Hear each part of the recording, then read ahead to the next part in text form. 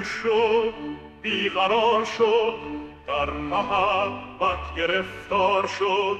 در قلب شعله سخت همچون آتش برافروخت هر شب با یاد روی او چشمهایش اشکبار شد در تاریکی و تنهایی دلش بیا بسود بی رحمان روز و شب در این درد سوزان شد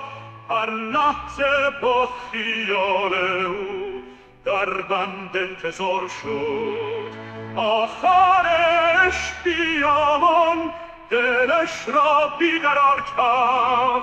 مانند پروانه به شم سوخت و خاکستر شد